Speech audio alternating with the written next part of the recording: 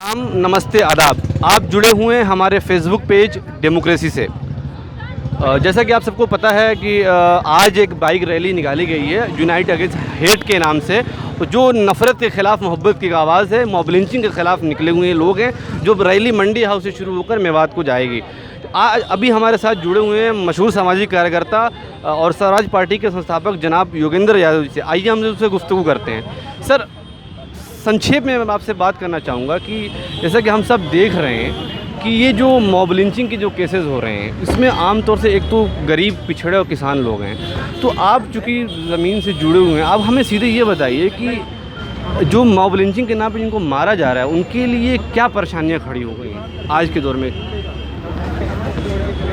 एक तो परेशानी उसके लिए है जिसको मारा जा रहा है, वो तो रहा नहीं है, अब उसके परिवार वाले हैं जिनको सब कुछ बर्दाश्त करना पड़ रहा है।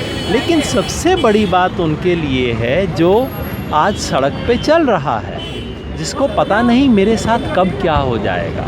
ये जो दहशत का माहौल है, ये जो गुंडागर्दी का माहौल है, ये जो माहौल है कि किसी के साथ कभी भी कुछ भी हो सकता है, सिर्फ़ इसलिए कि वो दाढ़ी रखता है, सिर्फ़ इसलिए कि उसका नाम क्या है, सिर्फ़ इसलिए कि वो कहाँ पैदा हुआ।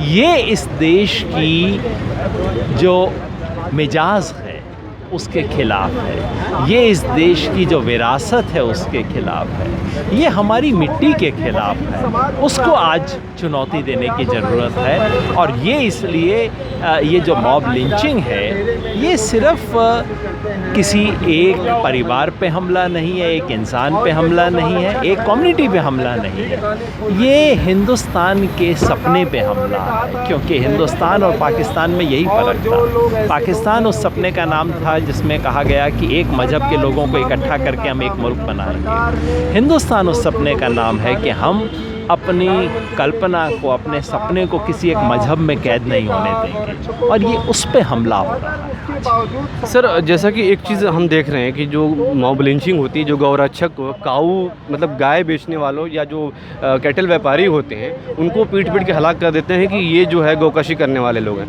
तो लेकिन हम ये भी एक चीज़ देखते हैं कि वो उनके लिए गाय बेचना और ख़रीदना एक ज़रिए माश है, एक उनका आर्थिक मामला है। तो अगर वो नहीं बेचेंगे तो उनके लिए दिक्कत होगी। तो आप इसके बारे में थोड़ा हमें विस्तार से बता दें तो मेहरबानी। इसका गौरक्षा से कोई ताल्लुक़ नहीं है। गौरक्षा बहुत अच्छा काम है, और गौरक्षा के बारे में इस देश में कभी दो राय नहीं रही हैं, चाहे बहादुर शाह ज़फ़र हों, चाहे बाबर हों। गौकशी इस देश में कभी भी, इस देश में या कहीं भी इस्लाम का धर्म नहीं है गौकशी करना। और इस देश में गौ पालक जो बड़े बड़े समुदाय हैं, उनमें तो हमारा मेवात का मेव तो इस देश का सबसे गौ पालक समुदाय है। ये गौ रक्षा अगर करनी है तो गंभीरता से करें, लेकिन ये जो हो रहा है ये गौ रक्षा नहीं है। ये गौ रक्षा के नाम पे इस देश में अल्पसंख्यकों में आतंक फैलाने की कोशिश है, उन पे हमला करने की कोशिश है। मैं तमाम गौ रक्षकों से मिला हूँ, और हर गौ रक्षक कहता है, सच्चा गौ रक्षक, कि ये तो गुंडागर्दी हो रही है हमारे नाम पे, ये तो कुछ नहीं हो रहा। ये तय कर लें हम इस देश में कि हमें गऊ की रक्षा करनी है या कि मुसलमान का शिकार करना है। अगर गऊ की रक्षा करनी है तो बहुत अच्छे तरीके हैं, अगर मुसलमान का शिकार करना है तो ये सिर्फ मुसलमान पे नहीं, ये इस देश के हर इंसान पे हमला है, इस देश की बुनियाद पे हमला है, और देश नहीं बचेगा इससे। अच्छा सर, चूँकि आप लंबे समय से आपका सामाजिक कार्यों से जुड़े हुए हैं, एक इल्ज़ाम आता है, मतलब एक आरोप है लोग का, ये कहते हैं कि आप जो है ये फासीवादी सरकार है और आप उनके खिलाफ़ प्रोटेस्ट करेंगे तो क्या फ़र्क पड़ जाएगा। तो इन छोटी मोटी रैलियों से प्रोटेस्ट करने से क्या फ़ायदा हुआ? तो आप सर हमें बताइए कि प्रोटेस्ट करने से क्या फ़ायदे हैं और न करने के क्या नुकसानात हैं? आतंक जब कोई फैलाना चाहता है, जब कोई डर पैदा करना चाहता है, तो उसका उद्देश्य ये है, उसका एम ये है कि आप चुप हो जाएं, या आप ऐसी उल-जलूल हरकत करें जो कि आपको और ज़्यादा लोगों की आंख में डीलेजिटिमाइज़ कर दे। तो इसलिए चुप हो जाना या उनकी प्रोवोकेशन में हथियार उठा लेना, दोनों उस आतंक के सौदागरों की मदद करना है। ऐसे आतंक के माहौल में खड़ा होके सर ऊपर करके कहना, मैं ये नहीं होने दूंगा, इस देश की मिट्टी ये कबूल नहीं करेगी, हम कबूल नहीं करेंगे, हम तुमसे देशभक्ति नहीं सीखेंगे, हम जानते हैं देशभक्ति क्या है और हम इस देश में ये नहीं होने देंगे। ये सबसे बड़ा संदेश है उस आतंक के खिलाफ। चाहे एक शख्स बोले, ये जब राजा नंगा होता है और किसी में बोलने की हिम्मत नहीं होती तो एक बच्चा भी बोल देता है अरे राजा तो नंगा है। आज ये जो नफ़रत फैलाने वाले, हिंसा फैलाने वाले इस देश के मालिक बन के बैठे हैं, इनकी तमाम जो तिलिस्म है उसको तोड़ने के लिए चंद आवाज़ काफ़ी है, बशर्ते कि वो आवाज़ ईमानदारी से उठाई जाए और हिम्मत से उठाई जाए।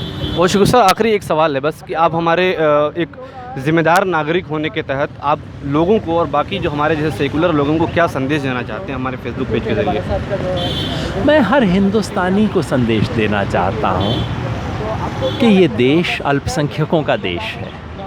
हर कोई इंसान इस देश का अल्पसंख्यक है। कोई धर्म के नाते अल्पसंख्यक है, कोई जाति के नाते अल्पसंख्यक है, कोई मुंबई में बिहारी होने के नाते अल्पसंख्यक है, बेंगलोर में नॉर्थ ईस्टर्न होने के नाते अल्पसंख्यक है। इस देश का हर नागरिक अल्पसंख्यक है और अगर अल्पसंख्यक नहीं बचेगा तो इस देश में कोई नहीं बचेगा। और सेकुलरिज्म इस देश में सिर्फ़ एक मज़हब वालों को कंसेशन नहीं है, उनके लिए दया नहीं है। ये हिंदुस्तान बचे रहने की शर्त है। या तो हिंदुस्तान सेकुलर रहेगा या हिंदुस्तान रहेगा ही नहीं। इसलिए अगर हमें भारत के सपने को बचाना है, जिस सपने के लिए न जाने कितने शहीदों ने कुर्बानी की, उस सपने को बचाना है तो हमें हिंदू मुसलमान को, इस देश के अल्पसंख्यक को बचाना होगा और सांप्रदाय इस घृणा की, इस नफ़रत की आंधी से अपने आप को बचाना होगा, इसके खिलाफ़ बोलना होगा। ये भारत को बचाने की, राष्ट्र प्रेम की, देशभक्ति की सच्ची मिसाल ये है।